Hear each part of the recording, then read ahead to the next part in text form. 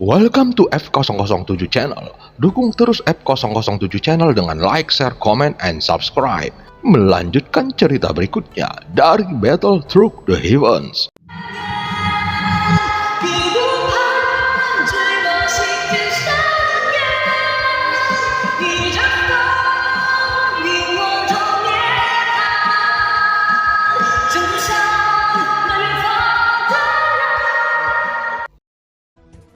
Pada part sebelumnya, Xiaoyan mendapatkan warisan keterampilan bertarung fenomena cahaya iblis Tianhe yang membuat banyak sosok ingin merampoknya.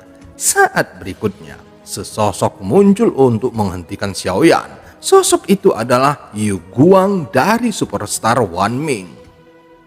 Yu Guang juga tiba-tiba mengecilkan pupil matanya. Dia merasakan fluktuasi yang kuat dari tubuh Tai King, tetapi dia tidak punya pilihan selain menembak. Dan dia sudah bergerak. Hati Yu Guang bergejolak karena dia tidak bisa melarikan diri. Bahkan jika dia mati, selanjutnya dia harus melawan langkah kelima.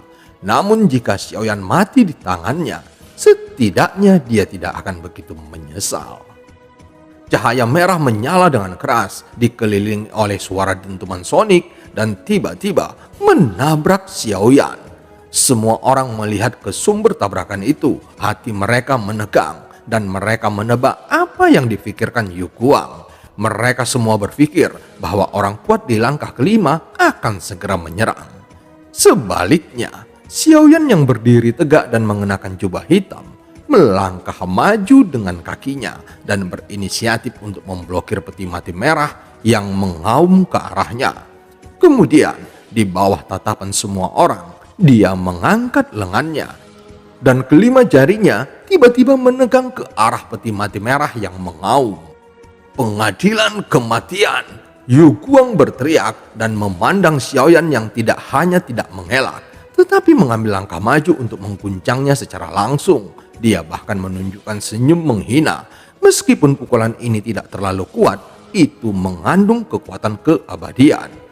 Jadi dia berpikir bahwa dengan kekuatan Xiaoyan, dia tidak bisa memblokirnya dan dia bahkan membayangkan adegan peti mati merah yang menghancurkan Xiaoyan menjadi pasta daging.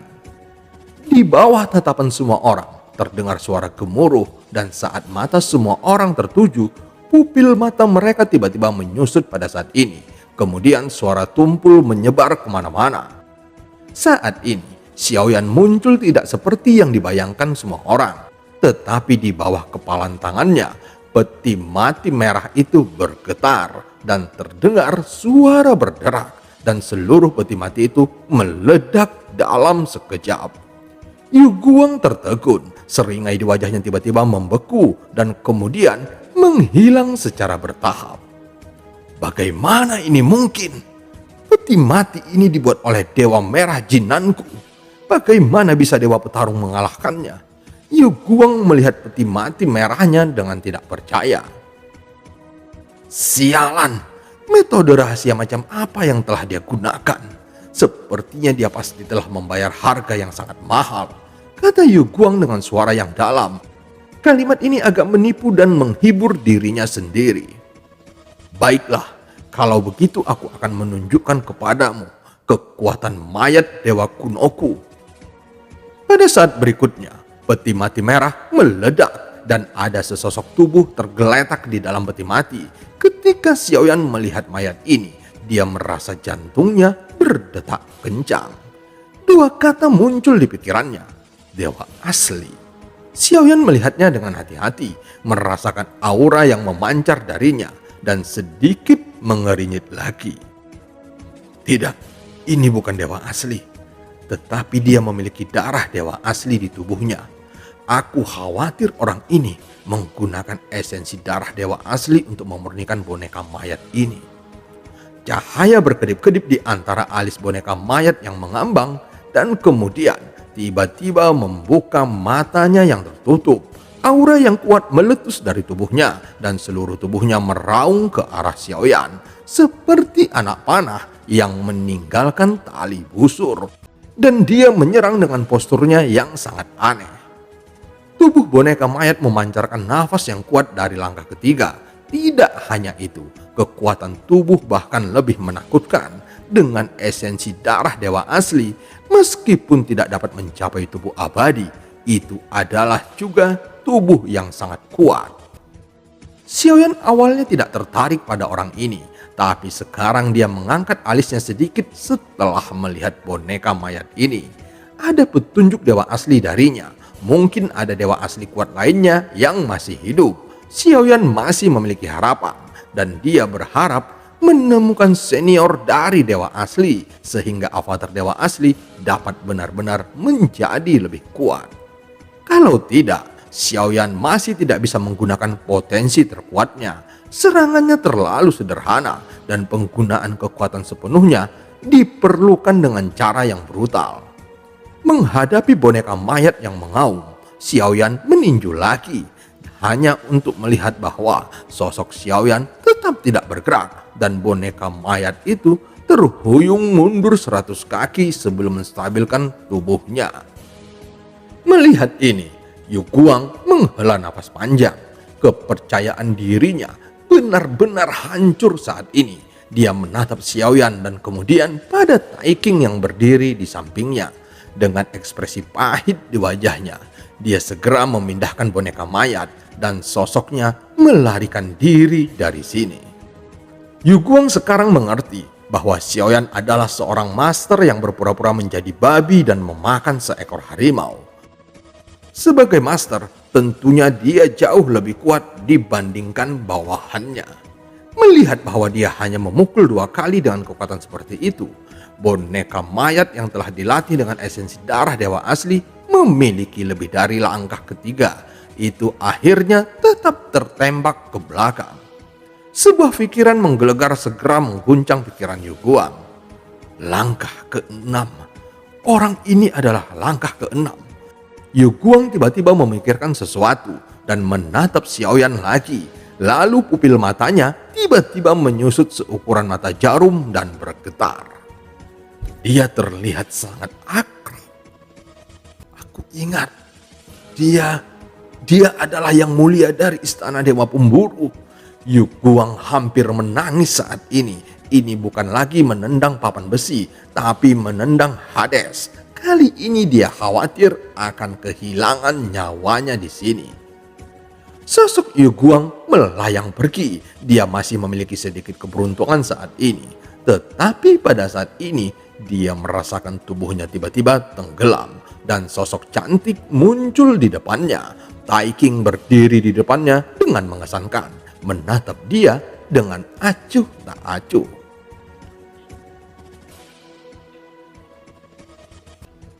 Tai King mengangkat tangannya dengan pengikis telinga besar. Dia langsung menampar Yu Guang ke belakang. Tubuhnya benar-benar tidak terkendali. Seluruh jiwanya tampak gemetar dan menembak ratusan kaki ke belakang. Dia merasakan menabrak sesuatu di belakangnya. Yu Guang langsung menoleh perlahan dengan tatapan ketakutan. Xiaoyan menatapnya dengan wajah tersenyum. Kenapa kamu ingin pergi? Kamu tidak ingin warisan yang kudapatkan? Tanya Xiaoyan. Yu Guang segera menstabilkan sosoknya dan berlutut di depan Xiaoyan. Aku benar-benar minta maaf. Aku tidak tahu Tuan adalah yang mulia dari Istana Dewa Pemburu. Kuharap Tuan akan mengampuniku. Yu Guang gemetar. Wajahnya suram dan ketakutan. Dia tahu bahwa Istana Dewa Pemburu selalu kejam dan sadis. Kali ini dia menghina Xiaoyan berkali-kali. Kemungkinan bertahan hari ini sudah sangat tipis. Setelah keheningan singkat, suara Xiaoyan terdengar perlahan. Bagus. Hati Yu Guang merasa malu. Bahkan jika Xiaoyan ingin membunuhnya saat ini, dia tidak akan terkejut. Bahkan setelah memastikan bahwa Tai King adalah salah satu yang mulia dewa abadi dari Istana Dewa Pemburu, dia tidak lagi berharap untuk pergi hidup-hidup hari ini. Bagus.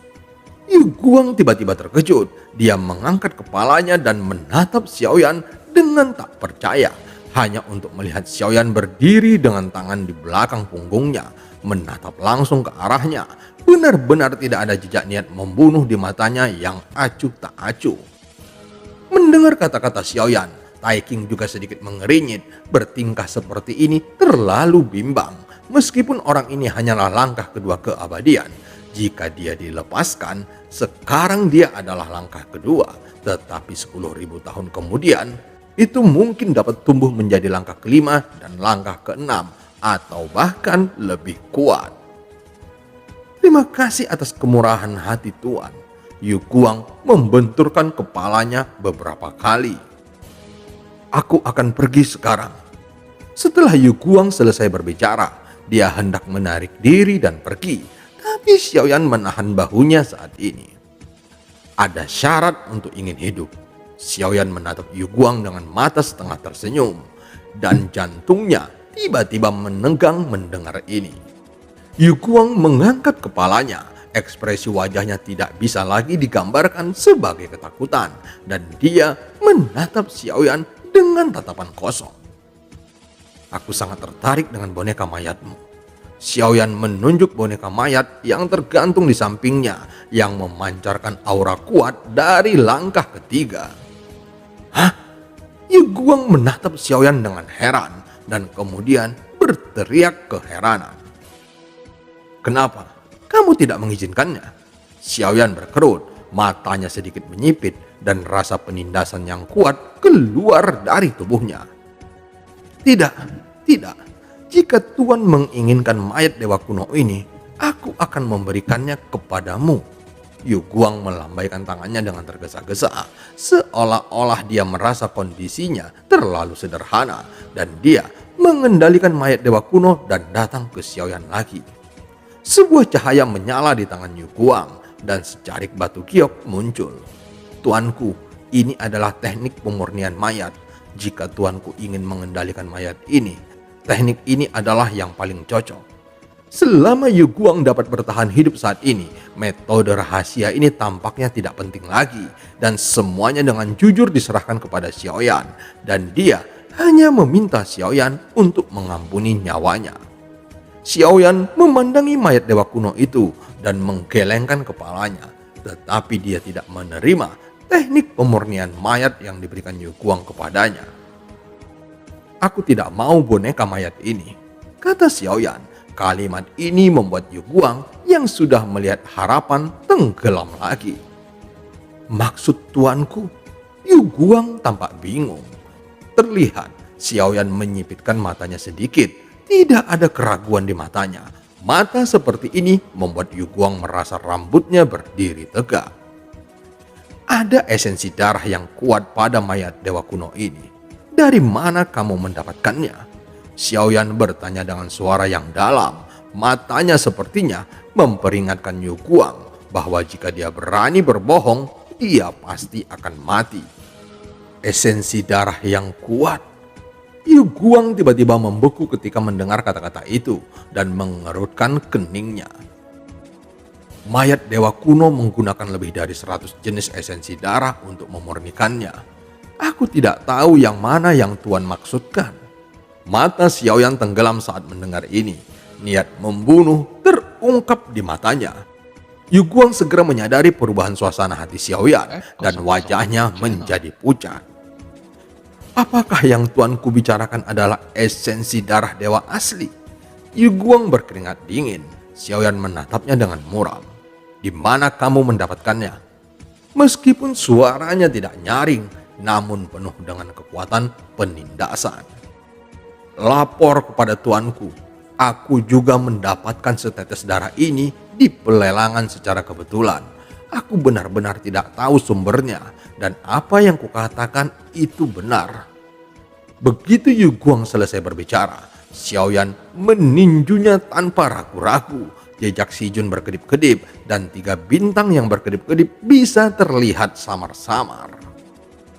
Dengan suara teredam, Yu Guang melesat ke belakang. Seluruh dadanya cekung dan ada lubang darah di dadanya. Dan jantungnya tiba-tiba muncul di tangan Xiaoyan. Xiaoyan memandang Yu Guang yang tampak ketakutan. Dan sebelum dia bisa berbicara, kekuatan jiwa alam Xiaoyan menyelimutinya. Yu Guang benar-benar dihancurkan oleh Xiaoyan dan dia tidak berani melawan. Seluruh tubuhnya gemetar, matanya bergetar, mulutnya berbusa, dan dia mengeluarkan raungan yang menyakitkan.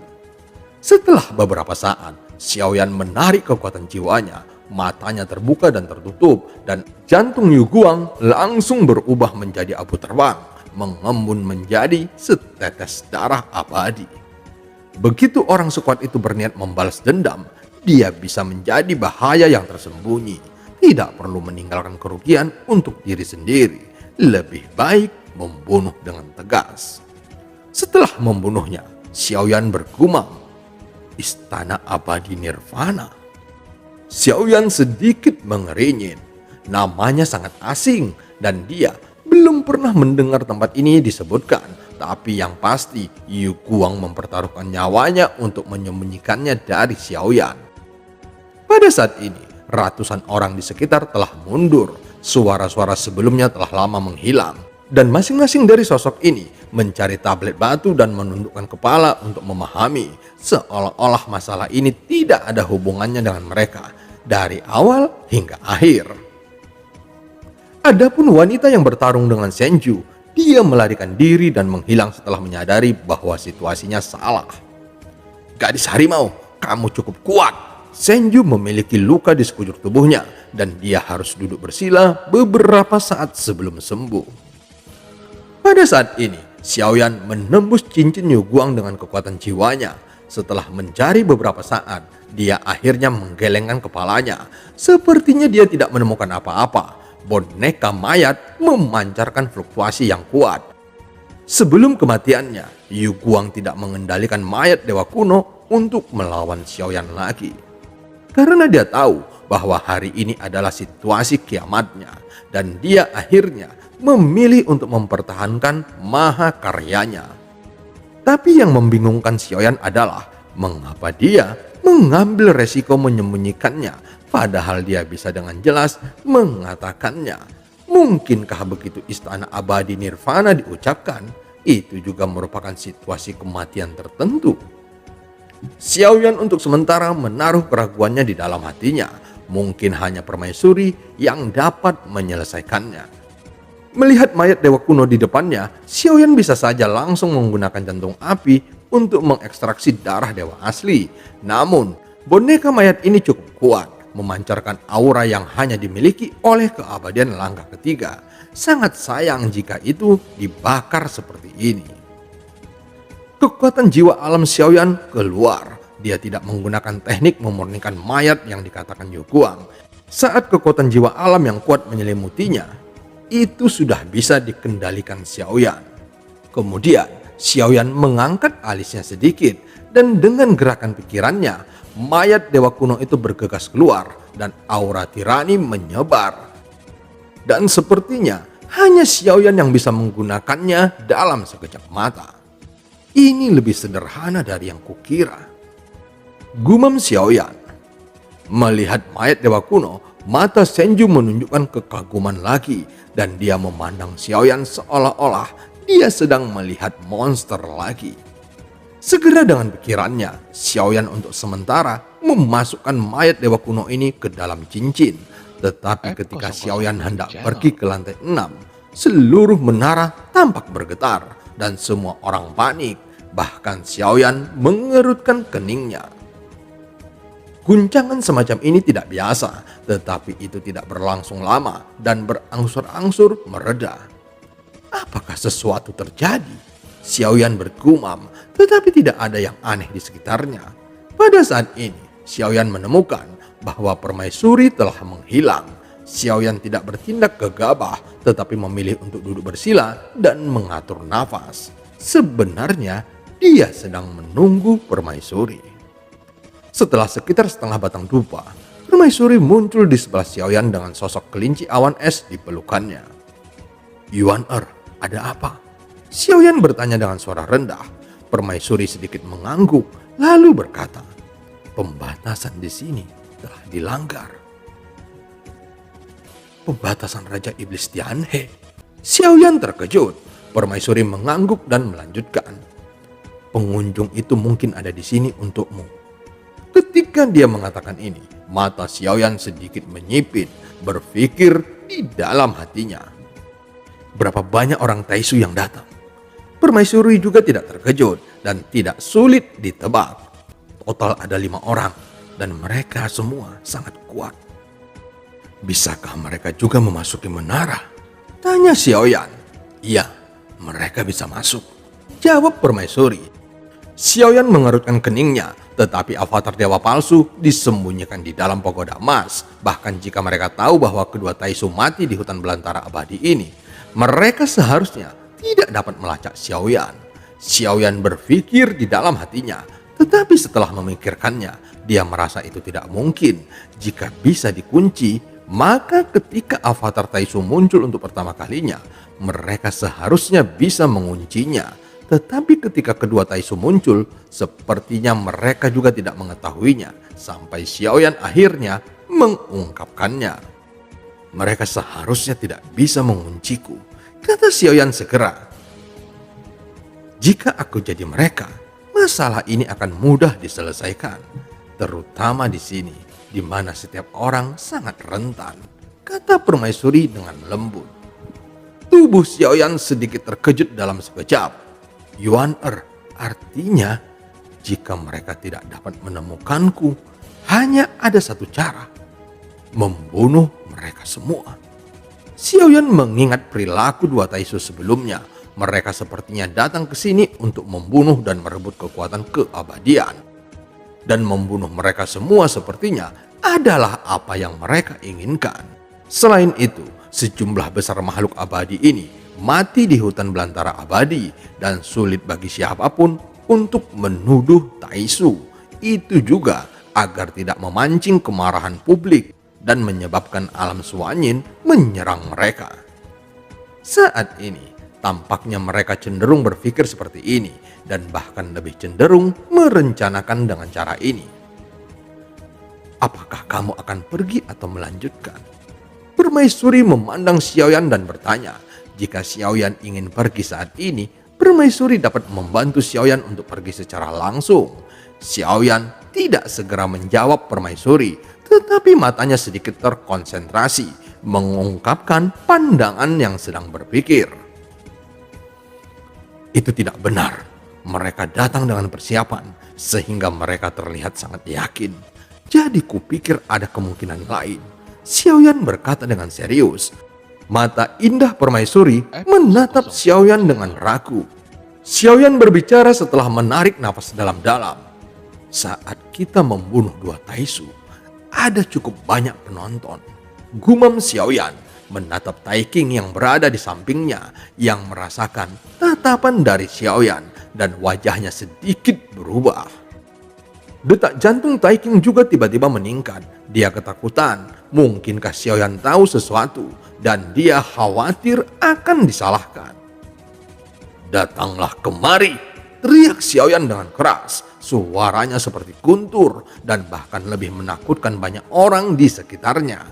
Segera terlihat bahwa tubuh halus Tai King sedikit bergetar, perlahan-lahan datang ke Xiaoyan, dan kesombongan yang baru saja melampaui semua orang menghilang dalam sekejap. Semua orang tercengang, kekuatan macam apa orang ini, dan dia berani memarahi orang kuat di langkah kelima. Seseorang di kerumunan sudah mengenali identitas Tai King dan berita itu menyebar dengan cepat. Tuanku, ada apa? Tai King mengepalkan tinjunya. Xiaoyan memandang Tai King dengan dingin, lalu berkata dengan suara rendah setelah hening sejenak. Kamu seharusnya tahu apa itu, kata Xiaoyan dingin. Tubuh halus Tai King sedikit gemetar. Apakah tuanku menyalahkanku karena tidak mengambil langkah tepat waktu? Xiaoyan mencibir, sudut mulutnya sedikit terangkat. Kemana adikmu pergi? Tanya Xiaoyan. Wajah Tai King berubah pucat, lalu dia menggelengkan kepalanya. Tuanku, aku tidak tahu. Xiaoyan memandang Tai King dan saat ini mata indah permaisuri juga tertuju pada Tai King. Jika kamu tidak memberitahuku, aku hanya bisa mencari di dalam jiwamu. Xiaoyan membuka mulutnya, niat membunuh melonjak di tubuhnya. Adegan Yu Guang sedang dicari jiwanya oleh Xiaoyan masih jelas dalam pikiran Taiking saat ini. Dia menggertakkan gigi meraknya. Permaisuri memiliki esensi darahnya, dan selama pikiran permaisuri bergerak, dia bahkan tidak memiliki kesempatan untuk melawan. Tunggu, Yuking berkata dia akan menemuiku di lantai 9. Setelah kulit Taiking berubah, dia buru-buru berkata dia tidak berani bertaruh pada Xiaoyan. Mengikuti semua jalan dapat menunjukkan bahwa Xiaoyan sangat menentukan dalam membunuh dan menyerang. Itu sangat mirip dengan penguasa istana. Agaknya tuan istanamu juga akan menemui kami di lantai 9. Xiaoyan menekankan kata-kata kami dan wajah Taiking menjadi semakin jelek. Jelas dia tidak bisa menyembunyikannya. Setelah hening sejenak, Taiking sedikit mengangguk. Kirim berita dan beritahu mereka bahwa semuanya berjalan dengan baik. Xiaoyan berkata dengan dingin. Taiking terkejut ketika mendengar kata-kata itu. Mata Xiaoyan dingin dan tegas. Dia tidak berani bertanya lebih banyak. Dia hanya bisa mengangguk dan segera mengikuti apa yang dikatakan Xiaoyan. Kalian berdua mundur ke belakang. Xiaoyan melambaikan tangannya. Senju dan Taiking tidak berani mengatakan apapun dan segera mundur. Aura permaisuri dilepaskan dan tidak ada orang di sekitar yang bisa mendengar percakapan mereka. Aku khawatir Juci dan Taisu telah bergabung dan Yuking telah memberitahu Juci bahwa Taisu dibunuh oleh kita. Justru karena inilah kelima Taisu yang kuat begitu bertekad di menara ini dan seharusnya berencana untuk bergandengan tangan dengan Juci menghentikan kita di lantai 9. Xiaoyan merenung sejenak sebelum perlahan berkata, tentu saja ini hanyalah tebakanku dan itu tidak dapat diverifikasi sampai mereka berlima memasuki menara ini. Permaisuri sedikit mengangguk ketika mendengar kata-kata itu. Matanya sedikit tenang dan bahkan ada sedikit senyum di wajahnya. Melihat Xiaoyan yang selalu dimanjakannya, tentu saja selain memanjakan, ada warna lain yang tak terlukiskan. Secara keseluruhan, mata itu penuh warna. Suamiku sangat luar biasa. Aku bahkan tidak memikirkan hal ini. Seperti yang diharapkan, suamiku lebih bijaksana. Permaisuri memujinya. Xiaoyan segera menampar kepalanya ketika mendengar kata-kata itu. Berpikir untuk mendiskusikan tindakan balasan dengan permaisuri. Tetapi sekarang tampaknya permaisuri sama sekali tidak mempertimbangkan masalah ini. Apa rencana Yuan Er? Xiaoyan masih bertanya. Rencana? Aku sepenuhnya patuh atas perintah suamiku. Jika kamu ingin pergi atau tinggal, kamu bisa tinggal. Jika suamiku ingin membunuh, aku juga bisa menemanimu untuk membunuh. Permaisuri tersenyum, lalu matanya yang indah berbalik menjadi bulan sabit dan kemudian berkata dengan lembut. Xiaoyan tersenyum kecut. Dalam situasi ini, pergi mungkin bukan strategi terbaik jika Juci telah mengungkapkan beritanya. Bahkan jika dia pergi, Taisu tidak akan pernah membiarkan Xiaoyan pergi dan akan mengejarnya lebih dekat lagi. Langkah ini sangat tidak menguntungkan bagi Xiaoyan yang masih berada di alam Suanyin. Seharusnya ini rencana Taisu, tetapi sekarang sudah menjadi rencana Xiaoyan. Hanya ada dua kata dalam rencananya, bunuh mereka semua. Hanya dengan membunuh mereka semua, mungkin masalahnya bisa ditekan, tetapi tidak mungkin untuk menekan semuanya. Masalahnya sudah sampai pada titik ini, tidak ada gunanya menghindarinya. Juci sudah tahu apakah itu dengan Taisu atau Istana Dewa Pemburu, pertempuran ini tidak dapat terelakkan. Mereka sudah memasuki menara, kata permaisuri saat ini. Benarkah? Apakah mereka berburu yang abadi? Tanya Xiaoyan. Permaisuri menggelengkan kepalanya. Belum, kamu tunggu aku di sini sebentar. Begitu kata-kata itu jatuh, Permaisuri melangkah maju dengan kaki teratainya dan sosoknya menghilang begitu saja seperti yang diharapkan. Dia mungkin pergi untuk mengamati 5 orang.